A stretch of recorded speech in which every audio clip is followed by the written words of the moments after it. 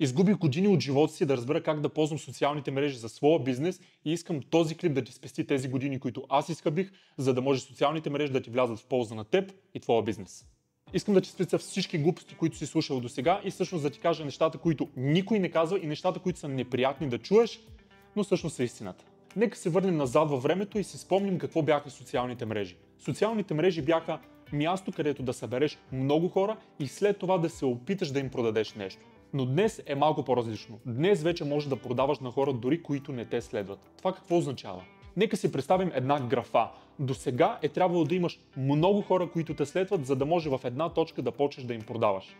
Сега обаче тази графа не е нужно да има хора, които те следват, а веднага можеш да скалираш съдържанието, което качваш. Това какво означава? Че социалните мрежи преди бяха базирани на социалната графа. Хората, които те следят, които се ангажират със своето съдържание и тогава, ако те имат вяра в теб, тогава може да купят нещо от теб. Но днес социалните мрежи се движат по графата на интереса. Тоест, хората не е нужно да те следват, но ако правиш нещо, което вече ги интересува, шансът те да добият вяра в теб, дори без да те последват, е огромен. И тук отиваме на първата точка, която е супер важна за мен и никой не казва. Алгоритъма не е толкова важен, колкото съдържанието, което качваш. Какво имам предвид? Много хора се притесняват за алгоритъма, а не толкова за съдържанието, което правят. Дали то е полезно, дали помагат на някой и още по-важно, дали помагат на човека, който иска да купи от тях. И всички сме чували, че искаме да станем вайрал, искам да стана известен, искам супер много гледания и лайкове, но това помага ли ни? Само по себе си вайрал съдържанието не е важно. Повярвай ми, имал съм клипове, които са стигали над 500 000 гледания, 200 000 гледания и приходите не са се увеличили въобще. Това какво говори? Че е много лесно да манипулираш алгоритъма, да стигнеш до много хора, но тези хора няма да купят. А като бизнес собственици, на нас точно това ни интересува. Хората, които гледат, които попиват информацията, които ние споделяме, в момента както ти попиваш информацията, която аз споделям, да могат да ми повярват, да ти повярват и да купят. И тук е първата стратегия, която аз бих използвал, ако стана вайрал. Нека кажем, че имам клип, който е стигнал до 800, 500, 200 хиляди. Той се е доказал като работещ клип, като работещо съдържание. И точно това е идеален момент да използвам точно този клип, малко да го попроменя и да го пусна на реклама. По този начин пропускам този период, в който има тестване, в който плащам на платформата, за да може да разбере кое действа добре и кое ще нахара хората да купят. Аз вече имам нещо, което се е доказал, сега го пускам на реклама и просто чакам приходите да дойдат. Но трябва да има малка промяна, тъй като органичното съдържание се приема по един начин, рекламата по друг. Тоест нещо, което можеш да добавиш е силен call to action, който да препраща човека някъде, за да може той да предприеме действие. Дали на лендинг пейдж, дали на магазин, той трябва да направи нещо от рекламата. Едно нещо, което ще те направи истински вайрал в дългосрочен период от време, е това да си автентичен, това да си себе си. Ние сме 8 милиарда на Земята и всеки е оригинален сам по себе си. Социалните мрежи са възможността да покажем точно това. В момента, в който копираме друг, почваме да търсим информация и мотивация от някой друг, ние губим собствената си автентичност, собствените си мнения и точно това не ни различава, а всъщност ни прави точно като всички други. Един перфектен начин да покажеш своята автентичност е да имаш подкаст. В 2024 и 2025 скоро всеки трябва да има подкаст. И нека се върнем на това, което казах преди малко. Контента, съдържанието е най-важното нещо, а подкастът ти дава възможност за безкрайно много съдържание. Какво имам предвид? Ти имаш гост. Той върши цялата работа. Единственото нещо, което ти трябва да направиш е да зададеш 7 клиширани въпроса и да изчакаш оригиналния отговор на твоя гост. И не дай се Боже, ти имаш ораторски умения, които да ти позволят да задаваш въпросите по интересен начин, подготвил се с фоллоуъп въпроси, които да питаш госта си, които ще са много ценни в вайрал контента, който ще качваш след това. Ами, ти си готов за успех.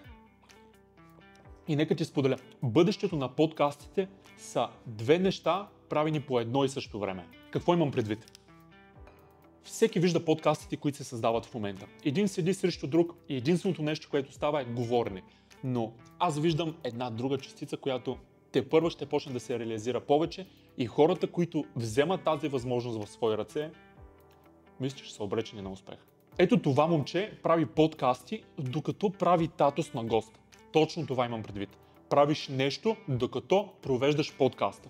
Представи си, имаш бизнес подкаст, в който ти и предприемача отсреща ядете зърнена закуска. 1 час, 30 минути, 25 минути, вие ядете зърнена закуска.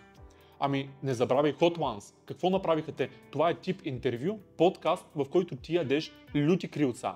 Не нормални крилца, а люти. Тоест, лютото изкарва емоция, нетипична емоция, емоция, която никой не е виждал от дарения гост и в момента ти виждаш нещо ново, нещо иновативно от него. Ако си заболекар, направи подкаст, докато си миете зъбите. Да, точно така, 25 минути си миете зъбите. Повярвай ми, ако видя подкаст на хоумпейджа, който е заболекар, не се интересувам от заболекари, и той прави подкаст, докато си миете зъбите, това ще е уникално. Бъдещето е 2 неща по едно и също време за подкастите. Помисли го, дадах ти няколко идеи, за теб са, открадни ги и моля ти се, реализирай ги, открадни ги, искам да ги видя на хоумпейджа. Повярвай ми, ще видиш нещо интересно и от мен скоро. И стигаме до нещо, което вече споменах, автентичност, но тук автентичността не е в създаването, а в обратната връзка. Какво имам предвид? Вземи всички близки хора около теб, дали роднини, майка ти, баща ти, приятелката ти, абсолютно всички, сложи ги в една група и един път месечно прави среща с тях и ги питай какво правя хубаво, какво правя лошо и какво би ми казал да направя по-добре. Трудно е да кажеш истината, но още по-трудно е да я чуеш. И със сигурност се постарай тези хора да умеят да ти казват истината в очите. Целта е да ти кажат най-гадното, най-грубото нещо, но нещо, което трябва да направиш веднага, трябва да предприемеш веднага и трябва да промениш. И един път на седмица се чувай с човек, който няма значение кой, но той трябва да ти е близък и трябва да цениш неговото мнение. По този начин ти ще разбереш много по-точно и много по-персонално какви грешки допускаш и какво можеш да подобриш. Тук автентичността е най-важна. Тук ще се покажа малко слаб, но искам да си призная, страх ме и съм сигурен, че и теб те е страх. Страх те е да прецакаш алгоритъма. Повярвай ми, много е готино да кача клип и да знам, че ще стигне 50 000. Да кача клип и да знам, че ще стигне 100 000. Но от време на време трябва да кача клип, трябва да кача гаден пост, шит пост, където карам някой да направи нещо. Запиши се за този нюзлетър, имам свободни места, дай да работим заедно. Знам, че те вместо 50 000 ще получат 2000 гледания, 1000 гледания, но трябва да си напомня кое е по-добре за мен. Много гледания или много бизнес. Замисли се, страхуваш се да не удариш гледанията си, коментарите си за дадения пост, вместо да имаш 2 нови клиента за фотографския си бизнес. И винаги си напомням това. Прецакай идеологията за практичността на бизнеса си.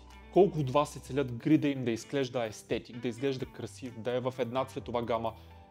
Никой не му пука. Има една болест в маркетинга и тя гласи: грижата е за метриките на суетата повече, отколкото за метриките на бизнеса ти. Не, остани с мен. Остани няколко секунди с мен и го помисли. Грижата е за метриките на суетата, лайкове, коментари, харесвания, препращания, повече, отколкото метриките на бизнеса ти. Колко запитвания имаш? Колко клиента идва от този пост? Замисли се. И тук идва прекрасната тема AI. Обаче, нека използваме AI като нещо друго. Нека да не го използваме като работник, а да го използваме като партньор. Ето какво правя аз. Използвам всеки AI да мисли с мен. Точно така. Не го карам да върши задачи, направи това, направи онова. Нека помисли с мен.